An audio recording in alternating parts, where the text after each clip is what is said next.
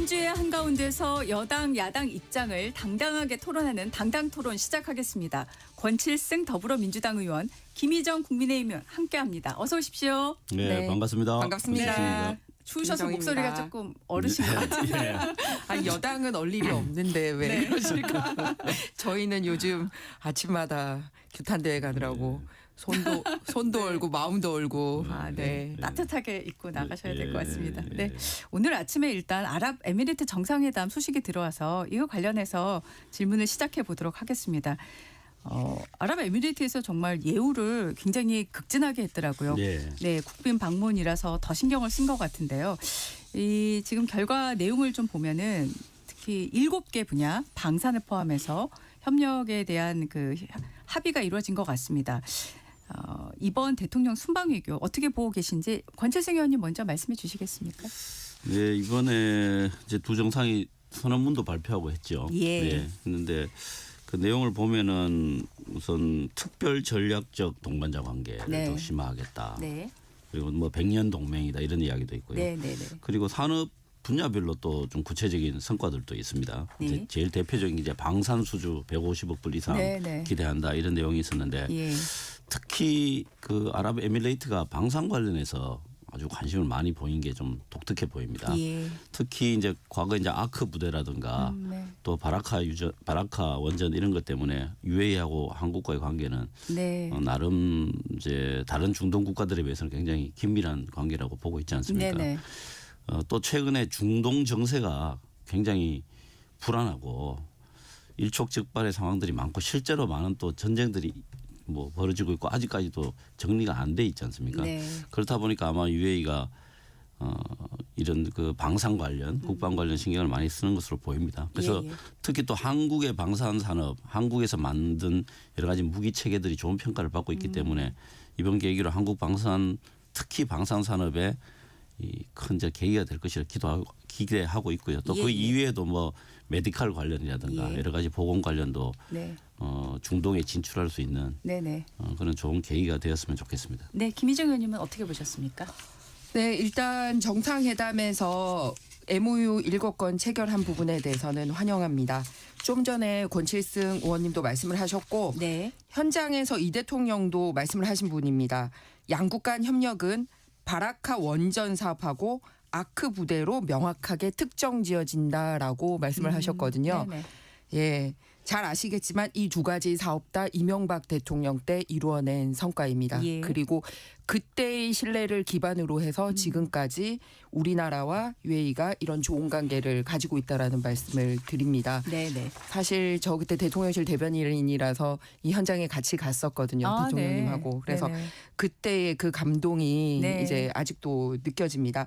그렇기 때문에 이 비록 정권은 바뀌었지만 이런 부분을 계속 성과를 이룰 수 있는 부분에 대해서는 현 여권이 느끼는 계기가 됐으면 하는 바람입니다. 네. 특히 원전 사업과 관련돼서는 바라카 원전의 모든 호기가 성공적으로 운영되고 있는데 이 협력 모델이야말로 양국 간 파트너십이 공고 유지되게 하는 근간이라고 환영 인사를 이제 무하마드 대통령이 그때 언급을 하고 이런 부분이 있습니다. 예, 예. 그렇기 때문에 우리에게 주는 메시지를 가지고 단순하게 MOU 체결뿐만 아니라 국제사회와 이 국내 에너지 시장에서 나갈 바에 대한 방향도 보여주지 않나 이렇게 생각을 합니다.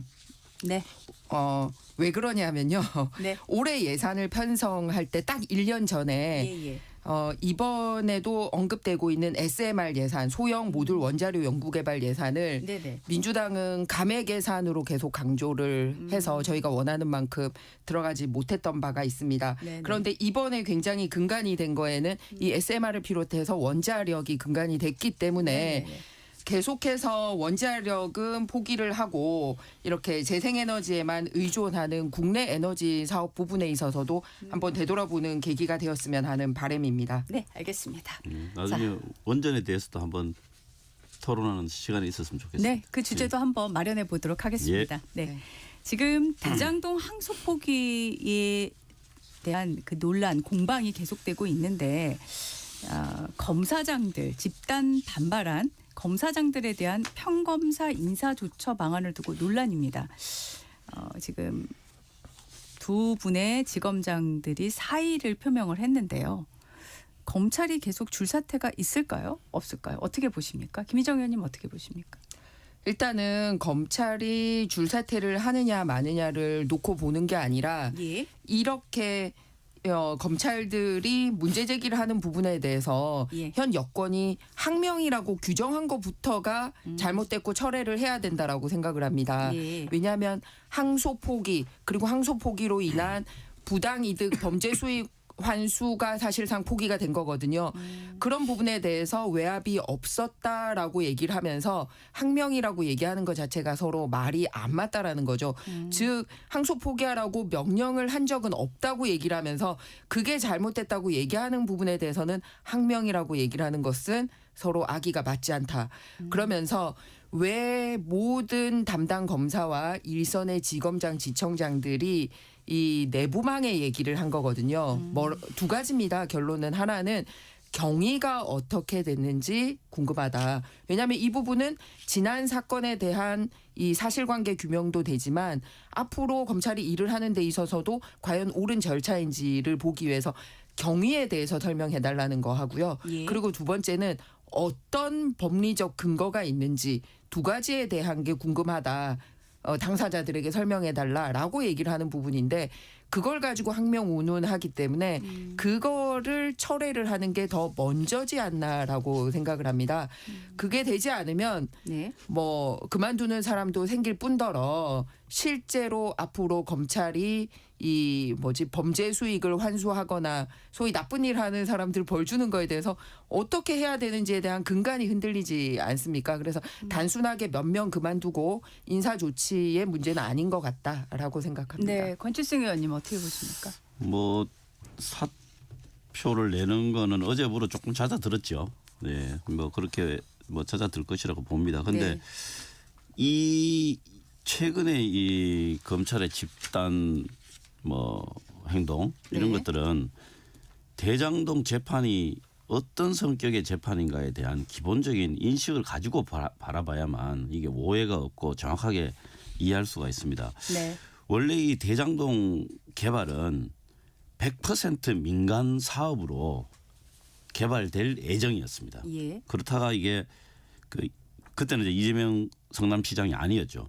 이재명 성남시장이 취임하고 나서 100% 공공 개발로 추진을 하려다가 당시 국민의힘 그 의회가 다수인 성남시 의회에서 50대 50으로 결정을 한 겁니다. 네. 민간 대 공공. 네. 그러고 나서 성남시에서 5천억 상당의 공공 기부를 요구를 하고 이러니까 그 대장동 그 개발 일당들이 뭐 이재명은 공산당이다 뭐 이런 식으로 이제 비난하고 이런 것까지 다 알려졌지 않습니까? 네. 그렇기 때문에 지금 자꾸 이재명 대통령을 이 항소를 포기함으로써 무슨 이득이 되는 것처럼 이야기하는데 네. 아무리 논리적으로 생각해도 그 이득 볼 게 없습니다. 기본적으로. 그다음에 이 특히 이제 환수 부분은 더 심한데요. 이 네. 부분은 대법원까지 가더라도 이길 가능성이 없습니다. 그런데 왜 자꾸 하자고 하느냐.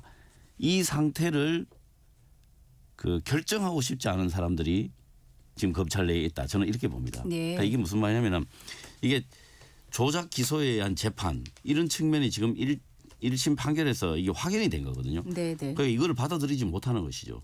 이걸 받아들일 때 자신들의 치부가 드러나는 것입니다. 네. 즉 다시 말하면 이 수사의 본질은 정적 죽이기이고 그것을 위해서 조작 기소를 한 것이죠. 이런 네. 측면들이 이제 확정되는 것을 두려워한다. 저는 기본적으로 그렇게 봅니다. 예, 예. 그래서 그거에 대한 반발 이게 이제 집단 행동 뭐 집단 사표 이런 걸로 지금 나타나고 있다 이렇게 봅니다. 그래서 네. 이 재판을 계속 끌고 가서 어떤 이득을 보는 사람들 그러면 저는 뭐 그 2차 수사팀에 들어가 있던 사람들이라고 봅니다. 네. 이게 이제 1차 수사팀이 있고 2차 수사팀이 있었잖아요. 예, 예.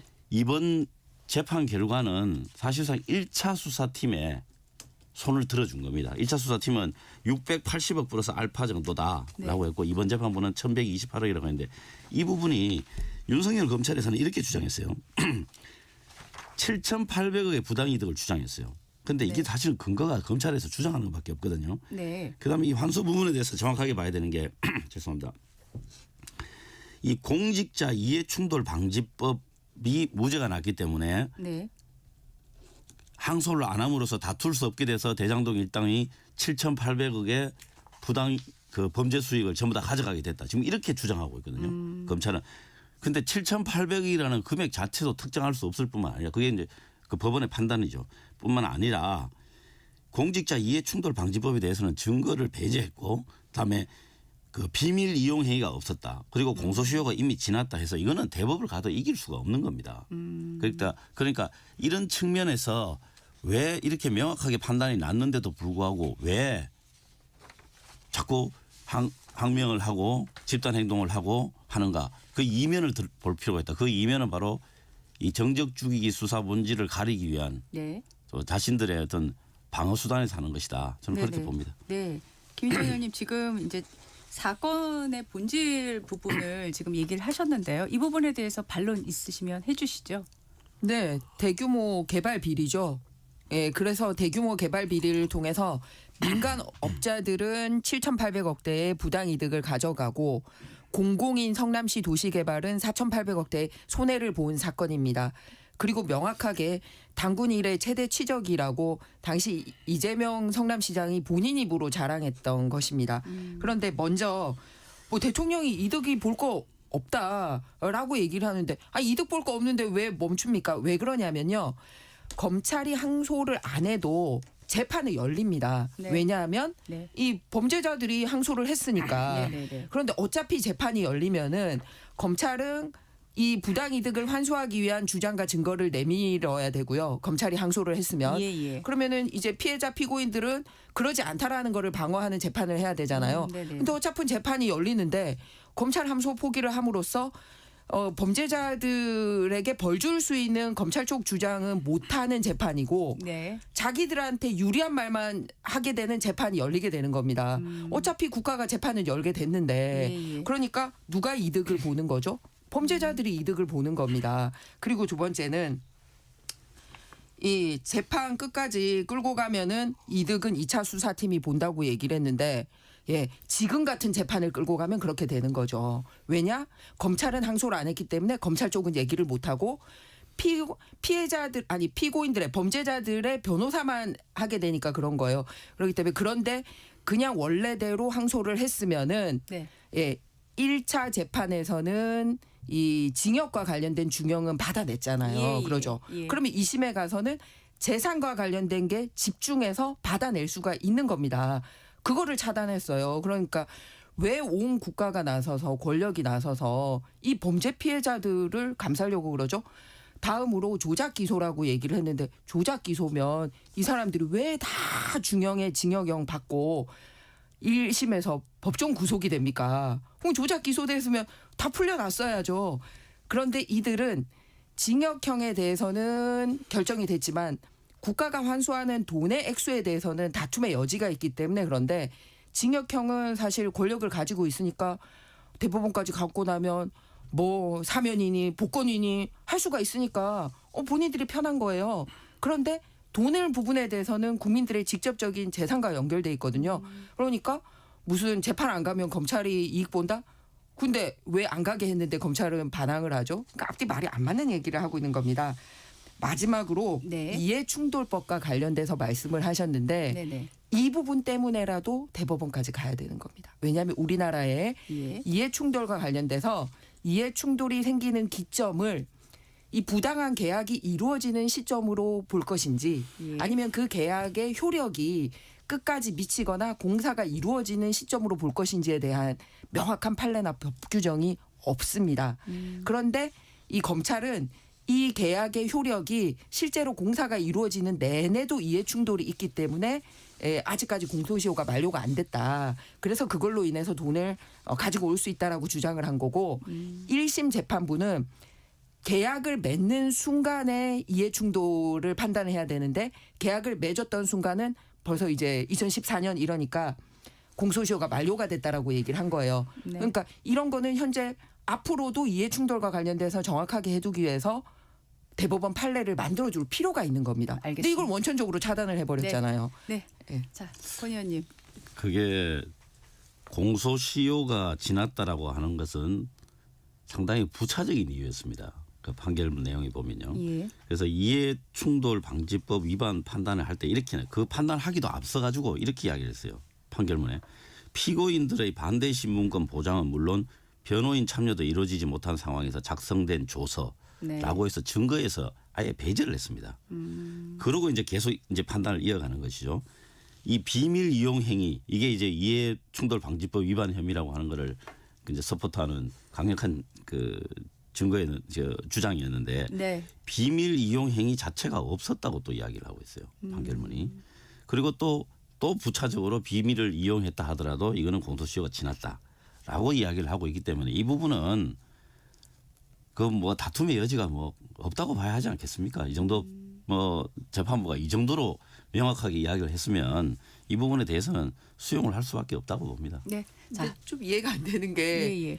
왜 이렇게 대장동 일당들을 편드는 일에 아니, 편드는 게 아닙니다. 아유, 편드는 거죠. 이 아니, 나쁜 아니. 놈들 벌 주고 한 푼이라도 더 그 나쁜 금액이 있으면 한 푼이라도 더 받아 오려고 하는데 국가의 공권력을 사용하는 게 맞는 거 아니에요? 그런데 민주당은 두 가지 입장에서 왔다 갔다 했어요. 뭐냐면은 하나는 야, 잘못했어.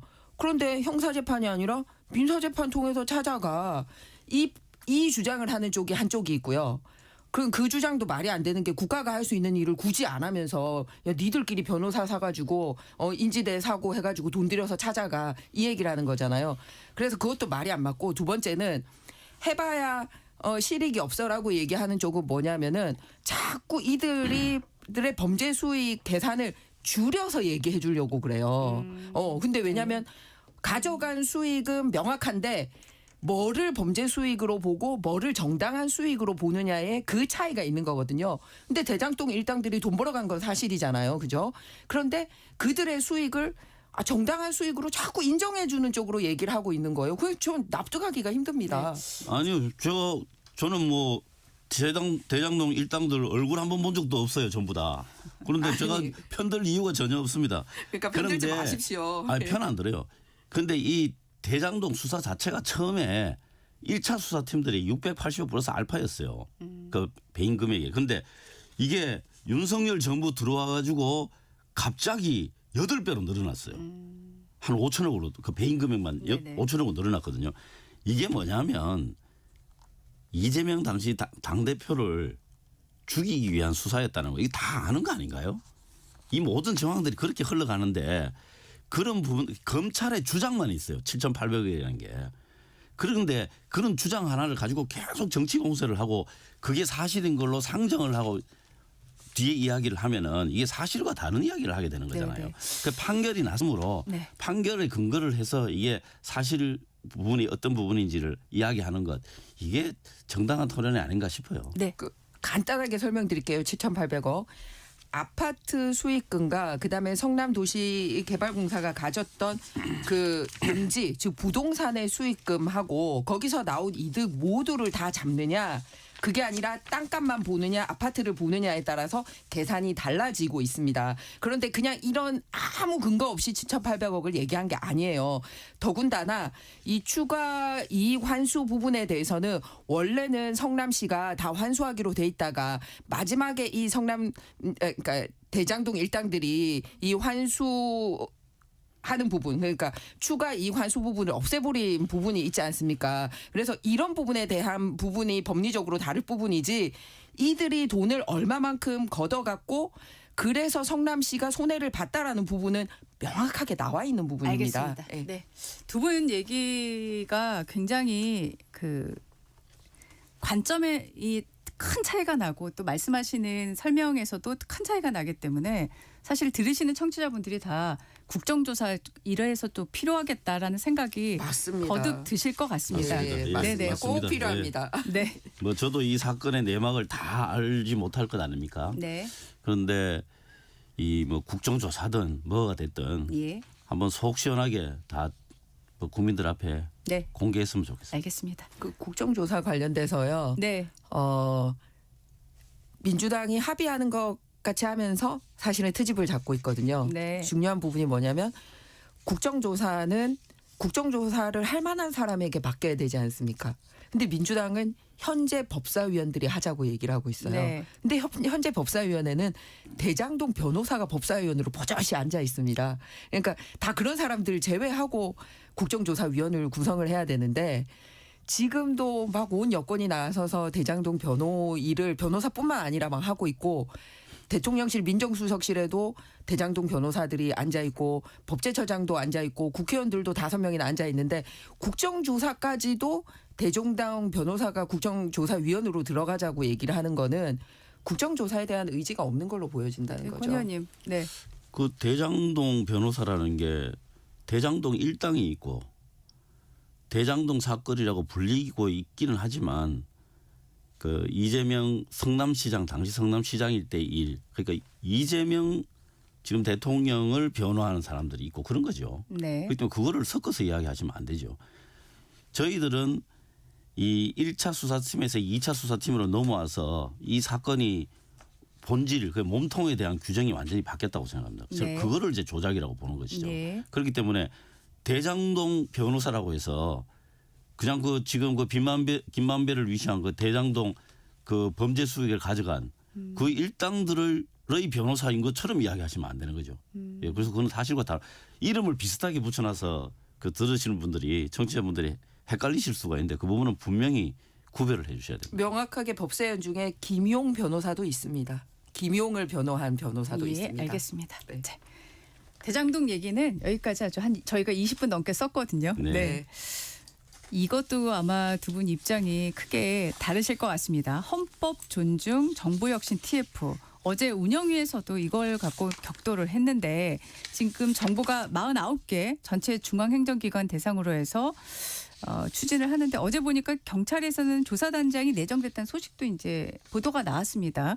예, 여야 입장 각각 어떻게 보시는지 어느 분부터 말씀해 주실까요? 네, 권 의원님. 그거 어제 우상호 수석이 또 운영위원회 와서 그 비슷한 이야기도 좀 네. 했죠. 네.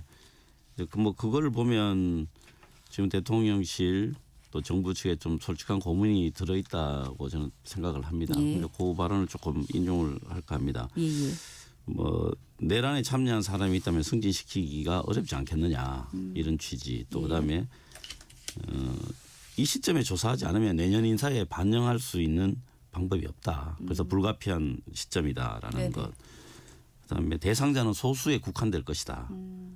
그리고 조사를 1월까지 하는 것은 불가능하다. 이런 이야기를 했습니다.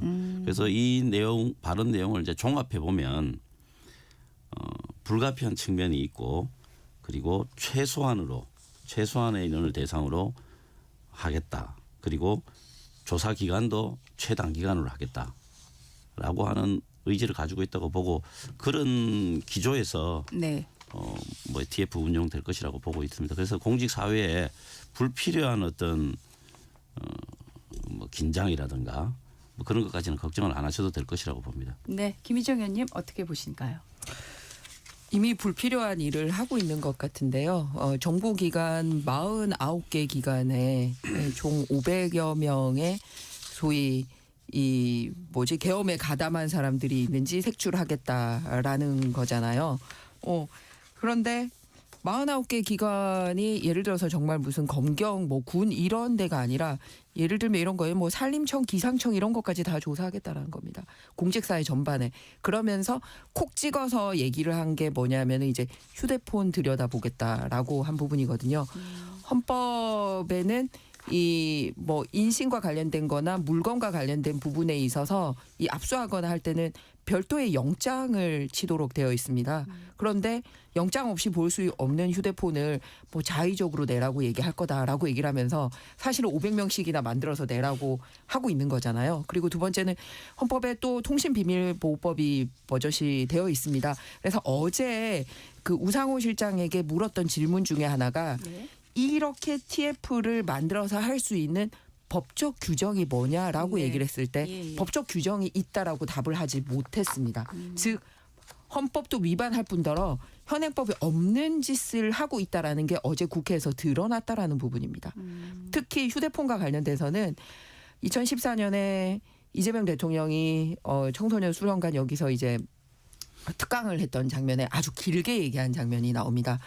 휴대폰에는 여러분들의 인생이 담겨 있다. 어디서 누구와 무엇을 어떻게 대화했는지 등등 다 나오기 때문에 절대 휴대폰 뺏기지 말라.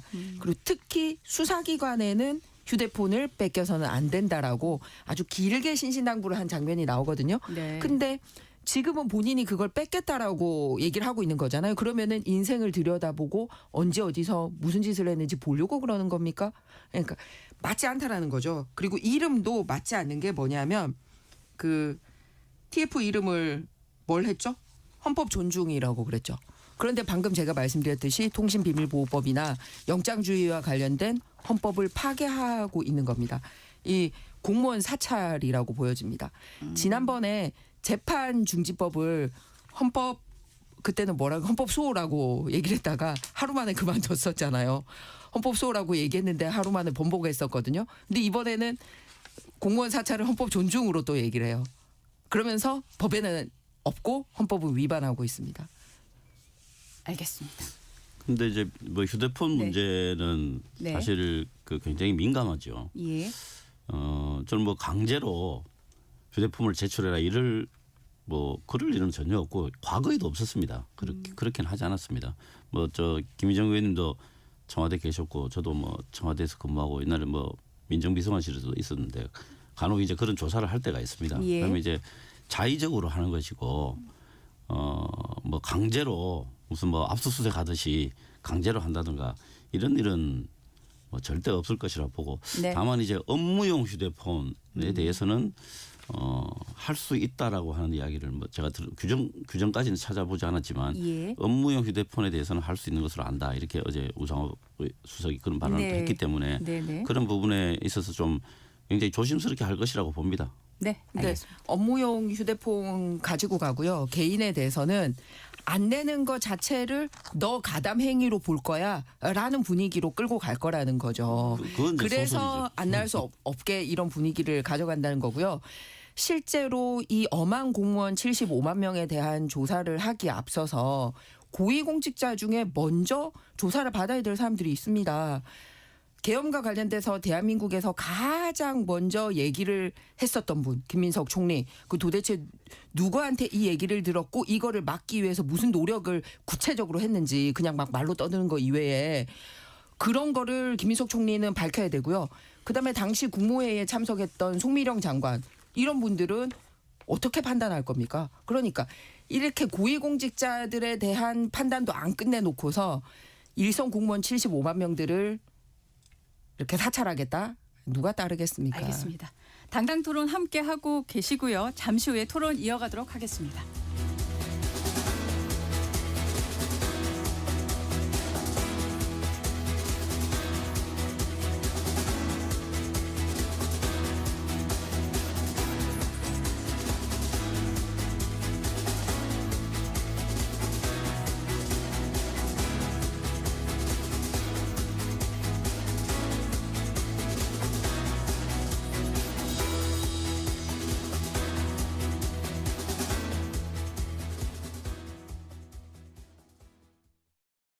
잠시 후 8시 반부터 일부 지역국에서는 해당 지역 방송을 보내드립니다.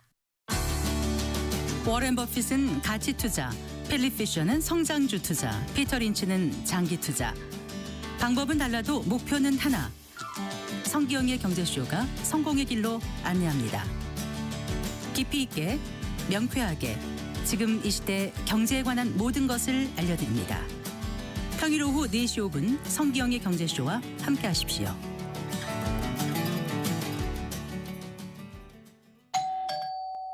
편지 왔습니다. 퇴근길 지친 당신에게 힘이 되는 뉴스를 전해드립니다. 매일 저녁 5시 5분 당신과 함께 읽는 세상 이야기 KBS 1라디오 뉴스레터 K. 지금 시각은 8시 30분입니다. KBS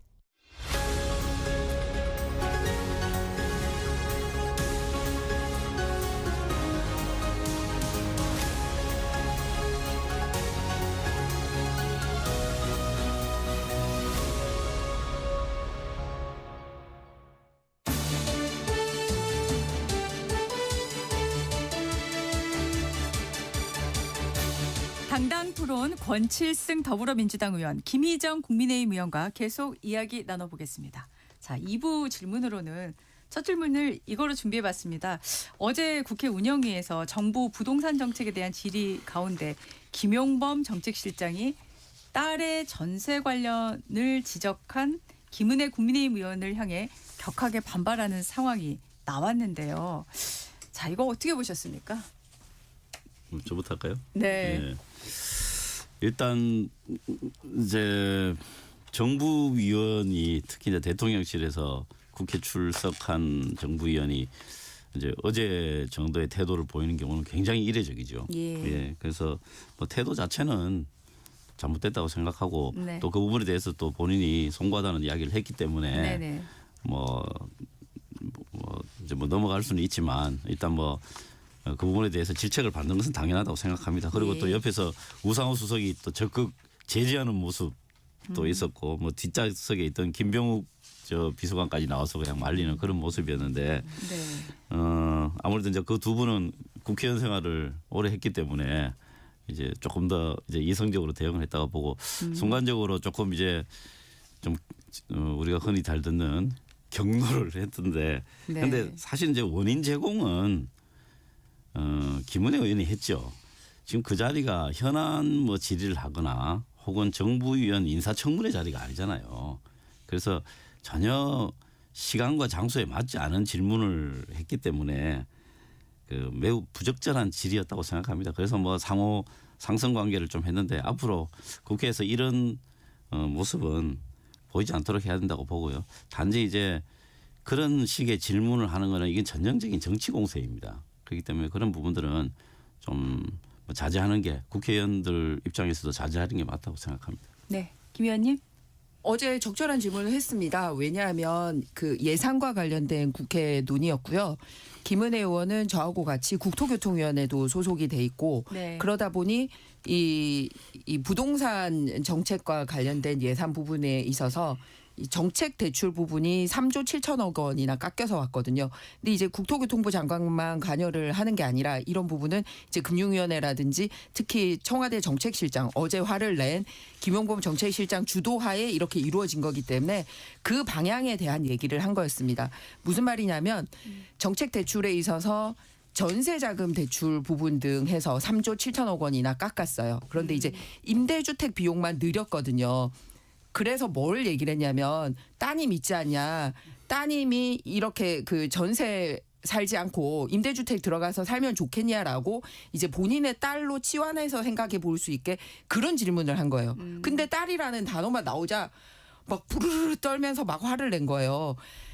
그냥 일반 국민 얘기할 때는 그 정도 감흥이 없다가 자기 딸은 그 상상만 해도 기분이 나쁜 겁니까? 아니 그런 느낌으로 저기를 대했어야죠. 그래서 디딤돌 대출 부분이라든지 이런 부분이 다 막혀 있어요. 그래서 이번에 정부가 만든 부동산 대책은 뭐냐면 이 대출이 막히다 보니까 자산의 가치를 올리는 것, 즉 청약 당첨되고도 중도금을 못 내게 지금 발목 잡힌 사람, 그다음에 전세금이 없어서 전세는 못 들어가고 월세를 가거나 임대주택 가야 될 사람, 그리고 실거주 하면서도 이제 돈이 부족해가지고 대출이 부족해서 그 나머지 돈만큼 못 빌려가지고 실제 집을 못 사게 되는 사람, 이런 정책에 관련된 얘기를 한 거거든요. 그런데 그 부분에 대한 답은 없이 딸이라는 말 언급했다는 것 자체로 막 화를 내서 본질에 어긋나는 얘기를 한 거예요. 그 부분에 대해서는 제가 반론을 하겠습니다. 뭐 이거 깊이 이야기하고 싶지는 않은데 딸이라는 이야기를 했다고 해서 경로한 게 아니죠. 딸이 갭 투자를 했다라고 주장을 했기 때문에 김용범 실장이 그 화를 낸 거죠. 그래서 제가 뭐 아까 그런 이야기까지는 안 했지만 그 전혀 확인되지도 않은 그런 사실들을 그런 공식적인 석상에서 그 가족을 아주 직접 거명하면서 갭 투자를 했다라고 이야기를 했기 때문에 저는 뭐 일명 경로한 부분이 뭐 부적절하다고 하지만 생각하지만 그래도 일면 경로하는 거에 원인 제공을 충분히 했다라고 생각하고 있는 것입니다. 딸이 갭 투자했다고 질문하지 않았습니다. 아닙니다. 딸의 전세금은 누구한테서 왔냐라고 질문을 했고 김용범 실장에게는 갭 투자한 적 있냐고 물었습니다. 그렇기 때문에 그 혼용하지 마십시오. 왜냐하면 이상경 국토부 차관, 이어건 금융위원장, 이찬진 금감원장 모두 다 갭 투자를 한 사람이고 그리고 김용범 실장은 이 재건축 입주권 딱지 사가지고 실거주 안 하고 이 재건축 성공해가지고 지금 돈을 10배 이상 버신 분이거든요. 그런 부분에 대한 질문이 따로 있었고 딸의 전세금은 딸이 전적으로 마련했습니까? 라는 질문을 한 거예요. 왜냐하면 딸의 입장에서 보면 일반 국민 같았으면 아빠가 도와주지도 못하고 대출도 막혔기 때문에 결국은 전세 못 살게 되지 않느냐. 그런 일을 일반 국민들이 겪고 있다라는 차원에서 질문을 한 거였는데 저도 그 대목 봤는데 그 두 개를 혼용해서 충분히, 얘기하시면 안 됩니다. 충분히 제가 이야기한 대로 생각할 수 있습니다. 그렇게 질문한 적 없기 때문에 바로 잡으셔야 됩니다. 예. 네, 네. 제가 또 다시 한번 확인하겠습니다. 알겠습니다. 네. 자, 저희가 이제 시간이 한 4분 정도 있어서요. 네. 오늘 시간이 진짜 빨리 지나가는데 지금 김민석 총리가 한강버스를 시작으로 해서 종묘 세운상가 주변 재개발 감사의 장원 계속 이제 서울시 사업 현장을 찾아가서 문제를 지적을 하고 있습니다. 지방선거와 연결짓는 보도에 대해서는 선을 긋고는 있는데 자, 김 총리 행보 어떻게 봐야 되는지 정말 서울시장 선거엔 뜻이 없는 건지 두 분 어떻게 보십니까? 저는 뭐 이건 뭐 개인적인 네. 판단입니다. 예, 뭐 예. 전혀 근거가 없는 건 아니고요. 제 개인적인 판단으로는 네네. 김민석 총리가 서울시장에 출마하리라고는 저는 보지 않습니다. 그렇습니까? 예. 그래서 네. 뭐 본인의 선거운동을 한다든가 뭐 이런 식으로 자꾸 프레임을 짜던데 예. 그런 상황은 실현되지 않을 것이라고 봅니다. 네. 김 의원님은 어떻게 보세요? 저는 논란을 피해가려면 본인이 명확하게 국무총리직에 최선을 다해서 수행하겠다. 그리고 본인의 임명과 관련돼서는 어쨌든 대통령이 임명하고 국회의 표결을 거친 만큼 충실하겠다라고 얘기를 하고 구체적인 행위로 언론에서 서울시장과 관련된 여론조사할 때 내 이름 넣지 말라. 나 후보 아닌데 왜 내 이름 넣냐. 이렇게까지 해야지 명확해질 텐데 그냥 본인이 서울시장 후보로 계속 이름 거론되고 있는 거에 대해서 그냥 그대로 내버려 두고 있잖아요. 그러면서 국무총리의 집무실이 서울에 있지도 않은데 주로 서울에 머물면서 여기저기 서울시와 관련된 업무에만 참전을 하고 있는 모양새를 보이고 있으니 당연히 이상한 평가를 받는 거죠. 저 김민석 총리가 서울시와 관련된 일에 뭐 좀 강조해서 말씀하셨겠지만 일에만 하는 건 아니죠. 11월 달에 제가 뭐 대강 이렇게 봐도 뭐 인천, 울산, 원주, 부산 또 뭐 경기도 화성시 이렇게 아주 광폭 행보를 하고 있습니다. 네. 그 중에 이제 서울시가 있는 거죠. 당연히 그리고 서울에서는 많은 회의가 있고 내각들이 그 서울에서 회의를 많이 합니다. 그렇기 때문에 서울에 머무르는 시간이 많은 건 당연한 것이죠. 네. 지금 그 김민석 총리뿐만 아니라 민주당에서도 최근 이제 서울시 관련한 사업들에 대해서 문제 제기를 계속하고 있는 거는 뭐 보도로 다 나오고 있지 않습니까? 이걸 이제 오세훈 서울시장에 대한 견제를 보면서 그만큼 민주당이 위기감을 드러낸 거다. 아니다. 뭐 이런 분석도 하는데요. 마지막으로 여기에 대해서는 어떻게 보시는지 자유롭게 좀 말씀을 해 주시죠. 저는 뭐 당연하다고 봅니다. 선거가 다가오면 언론들도 서울시와 관련된 일에 좀 더 주목을 하잖아요. 그거 마찬가지입니다. 그런 행보들이 그렇게 일정들이 생기기 때문에 그 자체를 가지고 뭐라고 하기는 좀 어렵고 예. 단지 어떻게 보면은 그동안 오세훈 시장이 상당 기간 서울시장을 그 직을 수행하면서 예. 그 해놓은 일들에 대한 어떤 평가 이런 것들이 자연스럽게 일어나고 있는 그런 시기다. 저는 그렇게 보고 있습니다. 네. 김 의원님 마지막입니다. 네, 여론조사에서도 오세훈 시장이 압도적으로 높게 나오고 있고 예. 실제로 무슨 말로 이렇게 하는 게 아니라 방금 거론했듯이 일을 하고 있잖아요. 그러니까 딴 걸로 시비 못 거니까 일에 대한 흠집을 내려고 하는 것 같습니다. 그러면은 거기에 대한 반대적인 새로운 전향적인 거를 얘기를 해야 되는데 대법원 판례에서 괜찮다고 했던 것까지도 가서 시비 걸고 종묘 근처에서는 이런 식으로 그것도 트집을 다른 잡고 얘기인데. 있는 부분은 좀 적절하지 못한 것 같습니다. 그건 다른 이야기인데 그거는 절차에 대한 이야기였고 결과에 대한 이야기 아니었기 때문에 네. 대법원 판례는요. 그건 또 알겠습니다. 반론의 여지가 있습니다. 네. 당당토론 오늘 여기까지 하겠습니다. 권칠승 더불어민주당 의원 김희정 국민의힘 의원과 함께했습니다. 장시간 고맙습니다. 네, 수고하셨습니다. 네, 좋은 하루 되세요. 네. 날씨 듣고 돌아오겠습니다.